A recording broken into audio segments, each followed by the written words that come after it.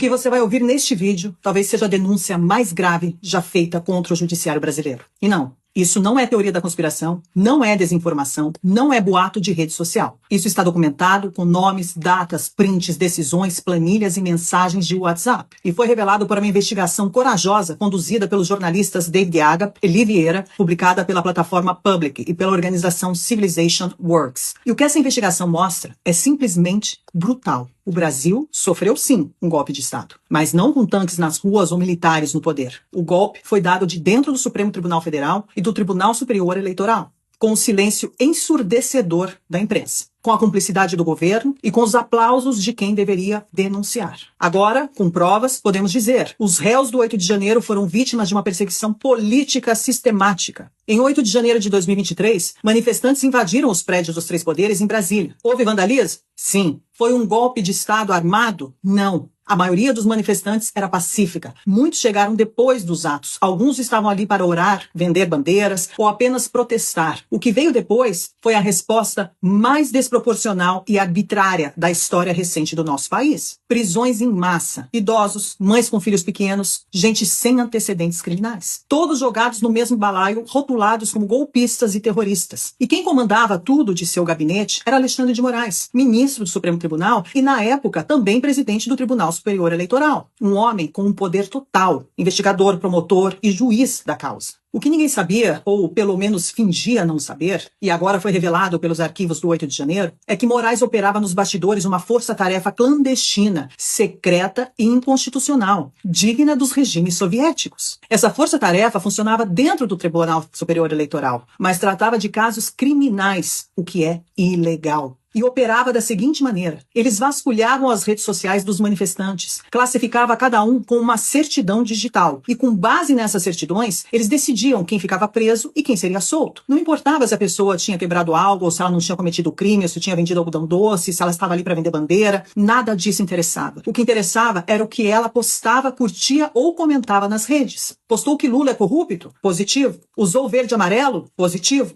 Compartilhou memes sobre as urnas eletrônicas? Positivo. Se a sua certidão era positiva, você continuava preso e ponto. A investigação revela os principais nomes por trás dessa operação. Cristina Kuzahara, chefe de gabinete de Alexandre de Moraes, que coordenava os bastidores. Eduardo Talhaferro era chefe da assessoria especial de desinformação do TSE. E Ayrton Vieira, um juiz instrutor do STF, responsável pelas audiências de custódia. E tudo está documentado em mensagens de WhatsApp oficiais. Em uma delas, Ayrton Vieira, que deveria ser imparcial, escreveu em tom sarcástico e cínico que nas audiências de custódia possamos dar a cada um o que lhe é de direito: a prisão. Em outra mensagem, Kuzahara ordena: a PGR pediu liberdade provisória para eles, mas o ministro não quer soltar sem antes a gente ver nas redes se tem alguma coisa. Ou seja, as prisões estavam sendo mantidas de forma ilegal, enquanto a equipe de Moraes, ou melhor, a Gestapo de Moraes, vasculhavam as redes sociais dos presos. Um dos casos mais absurdos é de um vendedor ambulante, Ademir Domingos Pinto da Silva. Foi preso mesmo sem ter participado da invasão. Ele estava lá só para vender bandeiras e foi classificado como positivo por tweets de 2018 criticando Lula e o PT. Ele passou 4 meses na prisão e agora ele usa tornozeleira eletrônica. Uma mulher foi classificada como positiva por compartilhar uma petição com 0 visualizações. A pastora Marisa Lobo, de São Paulo, foi condenada a 17 anos de prisão por ter ido rezar em Brasília. A aposentada Vildete da Silva Guardia, de 74 anos, foi presa por engano.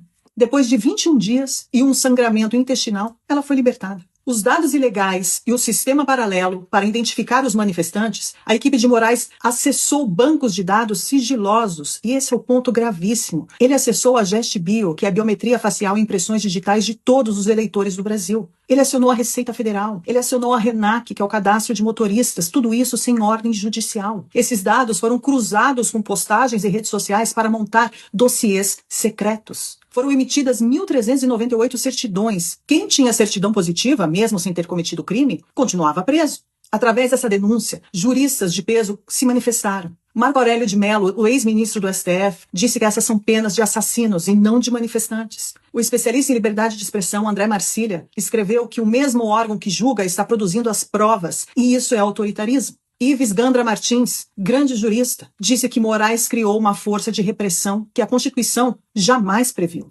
A gravidade do escândalo rompeu as fronteiras. O governo dos Estados Unidos, que já sabia de tudo isso, sancionou Alexandre de Moraes por violações de direitos humanos. Donald Trump aplicou uma tarifa de 50% sobre exportações brasileiras, em resposta ao processo político contra Bolsonaro e pessoas inocentes. Lula respondeu dizendo que o Brasil é soberano. Mas os arquivos, senhor Lula, provam que a soberania popular foi sequestrada por dentro das instituições. Esta é a maior denúncia já feita contra o sistema de justiça brasileiro. É um verdadeiro escândalo. As revelações contidas nos arquivos do 8 de janeiro não são apenas constrangedoras, devastadoras, elas são criminosas. Pela primeira vez, temos provas documentais com nomes, datas, ordens internas de que o Supremo Tribunal Federal e o Tribunal Superior Eleitoral operaram como braços de um projeto de poder e não como garantidores da Constituição. Alexandre de Moraes, mesmo sancionado pelo governo dos Estados Unidos sob a lei Magnitsky por violar direitos humanos de cidadãos brasileiros, segue exercendo suas funções como se nada tivesse acontecido.